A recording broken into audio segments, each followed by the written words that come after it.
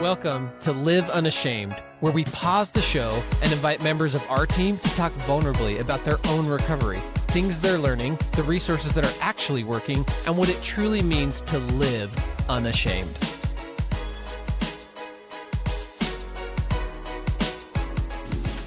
Guys, welcome to Unashamed, Unafraid. This is a Live Unashamed episode. My favorite type of episode. These are always so fun. I know. It's a good thing. Well, we say they're fun, but somehow I end up crying through most of them.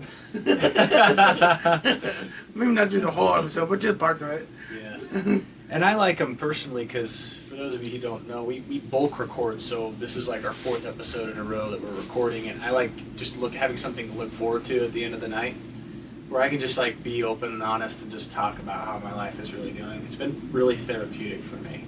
Yeah, and it is for us, I think. It is for me anyway. I can't speak for James, but it is for me. And it's fun to talk about certain subjects and just get to know us even more intimately, and it's really cool. Yeah, it's a good time. So navigating family dysfunction. We haven't talked about that before. We're going to talk about it today. I have a lot that comes up for me when we just saying that phrase just kind of just like my nervous system jumped a little bit. Oh, you're saying you have some dysfunction in your family? Just a little, yeah. I mean, I think everybody does, but for me, there's a lot of that's tied up in my relationship with my mom. It's been a real challenge. I feel like as I've started healing, there's been some, like, man, we've butted heads a lot on certain things because I've started to have hard conversations about safety and communication and the way that I'm going to be treated, and that's been hard. I actually am really proud of her. I think in the last 6 months she's really stepped into it. But prior to that, it was really, really, really difficult. And I wanted to talk, get your guys' perspective on how to handle a situation like that, where you're healing and you're doing your recovery work and you're losing the codependency and you see people as people and all the pieces are lining up, and then you start to see, oh, well, suddenly there's this tension in my relationship because I'm healing and other people have to step out of the dysfunction as well, because we've created a habit, or we've created a system of dysfunction that we all operate on. And I play this role and you play that role, and you know, and once one person steps out, everybody has to start stepping out so that you can have healthier relationships. So I wanted to get your guys' thoughts. You can just open up. What do you think about that? How do you navigate that when other people choose not to step into a relationship with you in the way that you want as you heal? I think you walk up to them and you're like, hey, you're effed up. That works well, doesn't it? Okay, maybe that's not the best way to go about it. So you're saying that was sarcastic? You didn't Oh, mean yeah. that? No. Oh, got it. You're like, well, maybe I should. I was just kidding. You know, I would if also we're be- doing it that way, then we should probably do that with our spouses. You're thinking he's wrong. You should, Hey, babe, by you're the way, totally wrong. you're broken? Yeah, that'll go really well. Yeah, no, I don't know. The first thing that comes to me is just boundaries. Like, that's really the way to navigate a family system that, you know, I grew up in a family system where, you know, there was a predominant feeling of judgment and shame in the home. And to me, like, as I started to do, you know, my recovery work, that was just really, it was putting my foot down on certain things of like, nope, I'm not gonna, you know, tolerate being treated like that, or I'm not gonna come over if you're gonna talk to me like that, or just hey, can we please not do that anymore as a group when I'm here? You know, just things like that, making requests around the things that have been unhealthy in the family system. So for me, the navigation of it started just coming from asking for some changes. And then if those changes weren't honored, then, you know, I could choose to show up at, say, a family function or not. Or if just simply if the, you know, if somebody showed up in a way that was shaming or whatever, I was like, all right, well, I gotta go, you know. So that was a hard concept for me. First time I really learned of this was when I was in Hawaii like 9 months ago or 8 months ago. Because Steve was trying to work on me with boundaries, and I kept trying to like write out a boundary, and he's like, no, that's a request, right? So there's a difference between a request and a boundary. I request that you change something in order to accommodate and make our relationship better. Correct. If you choose not to accommodate that request, then I can set a boundary about the way I'm going to show up in the relationship in order to create safety for myself. Right. Okay. To make sure that you still get your needs met. Yeah. We can do an episode on requests versus boundaries. Yeah. But a request is the request for other people to change Mm-hmm. or to modify behavior. But the boundary is what you're going to do when that behavior is not modified on their side. Got it. Right? So it's like, And a boundary is like in general for everybody, not one specific, not managing it at the specific behavior of an individual, but right. like you're just not going to sit there and take crap from anybody, regardless of whether it's mom or dad or a buddy or whatever. You're just not going to do it. So that's a boundary that you're like, nope, I'm out. So that's a question for me, and I think I said this several months ago on the podcast. I got so tired of being a doormat that I became a porcupine. Mm-hmm. And the reason I resisted making requests for so long was that I was worried that would happen. So it's been a little bit difficult for me to navigate that. I don't necessarily know the answer on how to navigate that well, but there may be something in, just a misunderstanding of the nature of boundaries that makes people feel like, oh, I'm afraid I'm afraid I'm going to be putting up walls. Sure. Right? And especially if they have a history of their family members being very critical, anytime they did try to stick up for themselves and they felt silenced. So they're worried they're going to get into the situation where they finally You're just putting up walls. Yeah, right. And that's been my experience. How I don't know. I don't know how to navigate something like that. I guess I don't know if I've thought enough about how I have navigated that in my relationship, because some of my family members just started changing and accommodating those requests, and our relationships have gotten better. Right. And it's the making the request of and explaining the whys and the hows and the boundaries of whatever, right? So as I remember early on in my recovery, I was like, hey, as a family, we don't hug. What do you say we all hug? And everyone's like, cool, I'm down with that. So that was an easy one. Yeah. Right? That was a request. And I wasn't going to have a big boundary around it if they didn't. Right? I'm not going to be like, well, if we don't hug in this family, then I'm not coming over. Right? But what I wasn't going to put up with was, being belittled. Right? So to me it was, hey, coming over and being shamed or belittled or called names, like, not cool, that's not good, that's not healthy. So, my parents and, so me and my sisters all kind of went to therapy all at the same time. So me and my sisters were all kind of like, boom, we're all going to do this together. And, So it was helpful that me and my sisters were all doing that at the same time, because it made this kind of unified front from the kids of like, hey, mom, dad, this isn't cool, we're not going to put up with this, right? Now, if I was the only one in the family and nobody else was participating in that, that could be a little trickier to navigate. But to your point, I might have appeared to them like a porcupine. Oh, you're being so sensitive, we're just having fun. It's like, no, it's just shame. And You can have fun, but not at my expense. Yeah. You know what I mean? And so it's like, hey, this is what shame is, this is what it looks like and sounds like. I don't want to be in an environment where this happens. So I just want you to know, if you want me to be around, please don't engage in that. And if they want to attack me and shame me for that, obviously, my boundary is I'm not going to stick around and be shamed. So I'm just going to be like, I'm out. So I hope you guys have a great evening.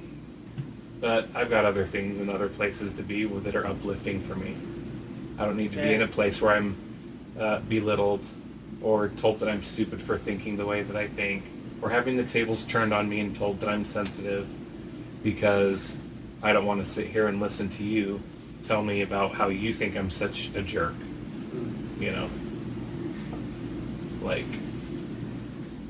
Well, I think many people in a family dynamic don't realize how they're showing up in the family dynamic. They don't realize that they're being an a-hole, or they don't know that they're belittling people, or they just think that they're just having fun or whatever, not realizing the damage that it's actually causing. And so when you're actually setting that boundary with them, with the family, and you're actually talking to them, you're like, hey, look, like, so a lot of things have been going on. Every time I come over here, I feel like you're coming at me and you're attacking me, and I totally feel like I'm not part of this family, or I feel like I am worthless when I come over here, and it hurts, and I'm not willing to do this anymore. You know, what are you navigating? Well, something that Chris brought up just made me think there must be a principle of this that has to do with, like, I need to teach people around me. I'm responsible to teach people around me how to treat me. Yes. And that and you are always teaching people around you how to treat you. Yeah, and that's the hard thing is so by not having boundaries, you're teaching them how to treat you. So I like that. You are always teaching people around you how to treat you. But silence is a way of teaching people. Correct. I will tolerate this. Correct. Interesting. Another thing that comes up for me is there's some, not gray area, but there's nuance to it, right? Mm-hmm. Like, because it's not just the doormat or the porcupine. There's a lot of places in between there, and you just move closer to people or further away from people depending on how well they will treat you and how close it is safe to be intimate with them. Someone explained that to me once, and I thought it was so helpful because I was like, okay, so look, like, my mom continues to do the same things over and over and over and over again, and everybody in the family has gone to therapy besides her, right? And it was so frustrating because I was just like, Mom, do you not see how, like, do you not see that every single child in the family is saying the same things to you about how hard it is and how hurt they feel in their relationship? Some less tactful than others, for sure, right? But it's the same pattern. I couldn't figure that out. And I realized, like, I don't have to cut my mom off. I don't have to cut her off. No. But all I need to do is decrease my level of closeness to her to a level that feels safe. So if she can't be a close, intimate, like, hey, I can talk to you about anything. I'm gonna call you. I want to, right? Then I'll move back to, like, level of, like, okay, well, we can just be friends, you know. Yeah. And I'll call you every once in a while. We'll lovingly talk. Detach. Yeah. Or and you could like move back. You just get to know the surface level of my life. Yes. That's it. Yeah, I had a conversation with another person like that, like 3 or 4 months ago, and I said, hey, look, if you're going to continue to do that, then you and I can see each other at, like, family get-togethers, and we can play with the nieces together and all that type of stuff, but that will be it. Yeah. Because I don't feel comfortable or safe sharing my life with you when you're consistently that aggressive and unkind towards me, right? Yeah. So that's a nice truth kind of in there, that it doesn't have to be all or nothing. Oh, it shouldn't be all or nothing. Yes. If you're in all or nothing, you know you're probably in drama and not doing boundaries. And probably trying to control as well. Right. Yeah. So if you're landing yourself in all or nothing, you're probably not in a healthy spot. Yeah. Just in general. Right. So to me, that's kind of like navigating those family relationships. Part of that then is if people are unwilling, like, you got to grieve. You're going to grieve the loss of a family relationship that could be great in you, and it won't be. And it's not because of you. It's not because you weren't willing to be close or have a healthy relationship, but you were unwilling to have an unhealthy relationship any longer because you knew that was damaging to you. So, to me, that's grieving what could have been or what could be. And I think that's part of navigating the family relationship is like, oh, I need to go and create friends of choice or family of choice because my family of origin can't do that healthy. And so I need to find healthy relationships and develop those. Well, my wife, we went to, we've had Becky on the podcast and stuff numerous times, and she just recently got married, and it was so fun because we'd go to the wedding, and I'm sitting there with Autumn, and she's looking around and we're like saying hi to like a bazillion people that we know and love, and she's like, this just feels like a family reunion of the people that we want to have in our family. Like that we want to have like that loving relationship, and I'm like, totally, like this is totally like where we're gonna be, where some family we don't get to choose who we have in our family, but these are some that we get to choose, but we can actually still choose that in our lives and be like, we can still choose to have who we want in our family, in our relationship, and it's not saying, hey, just because all these things are happening, you're gonna be out of my relationship, and we're not gonna have, it's like the all or nothing thinking. It's like, no, it's okay for us to be like, hey, we're gonna distance ourselves a little bit more. And I think a lot of people will, they kind of mistake that they have to, like, maintain the old way with their parents because they feel like, oh, well, I need to honor my father and my mother. And if I don't maintain their unhealthiness with them, then I'm not honoring my parents. But it's like, no, that's... A lot of parents will even use that against their children. Yes, they will. Yeah. Yes, they will. I'm your mother. Right. You have to honor me. I've done so much for your children. And for you. And yeah. No, it's, God doesn't invite you to stay into unhealthy and damaging relationships. That's not what he wants. Yeah. And sure, it's like, if you're going to be my mother, then act like the mother. Don't act like my enemy. Don't act like somebody who hurts me, So honoring my father and my mother, and I've come to believe is actually, I think it more means forgive your mother and your father. That's the way I've interpreted honor thy father and thy mother is forgive your mother and your father. For being human and for not parenting you in all the ways that you needed. Yeah. And for causing harm, for not being fully, developed people, like we all have to go on that journey of learning how to be healthy and do relationships well. I also think that there's nothing honorable about lying to them. By continuing to play within this, dynamic system. Yeah. There's nothing honorable about that. There's no honoring of the parent It's- or the friend Correct. or whoever.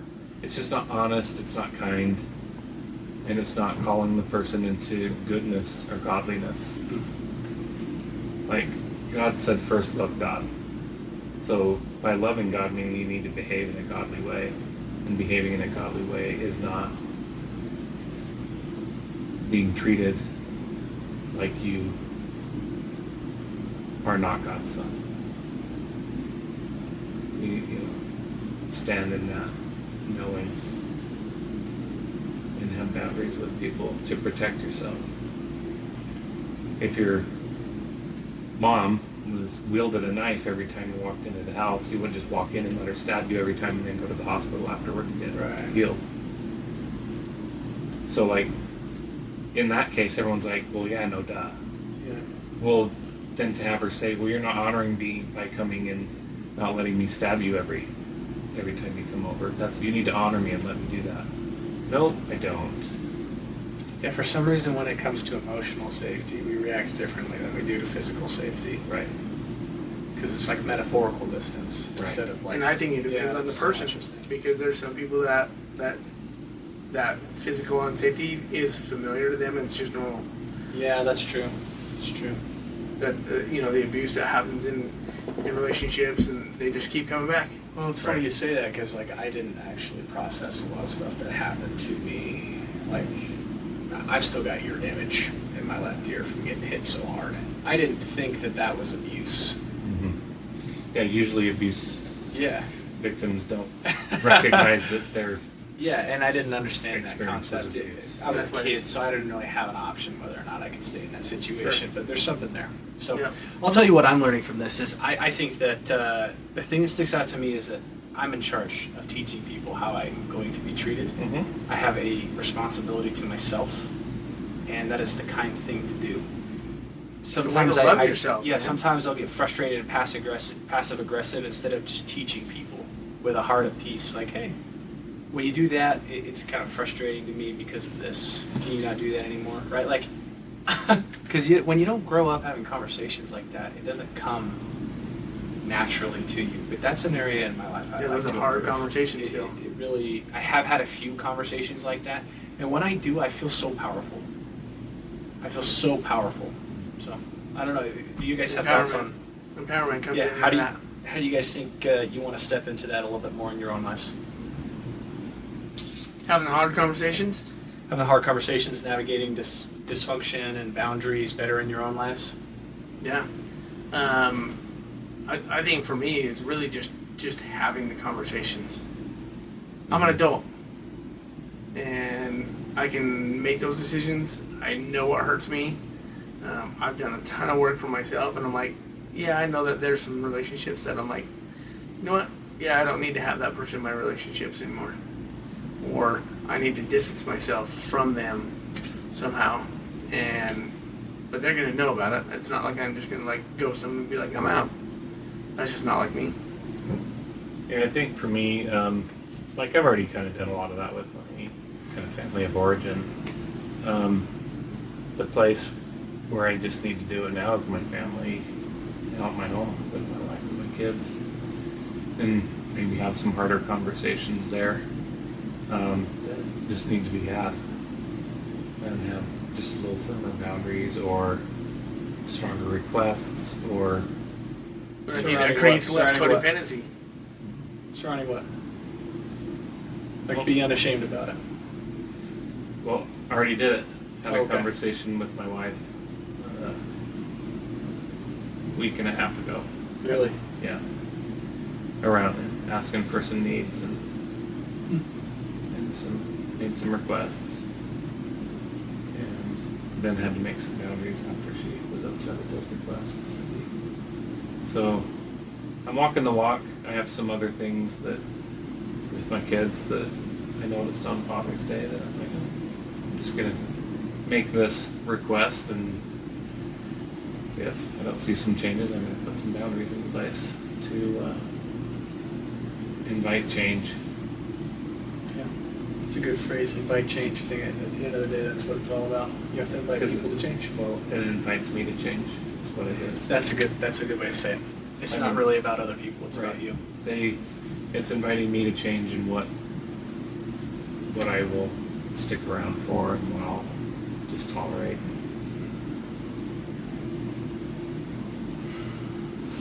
They can choose it or not, but it's me that has to change. Well, I love that all. Guys, if you have any thoughts on what we're talking about, if this has been helpful to you, email us.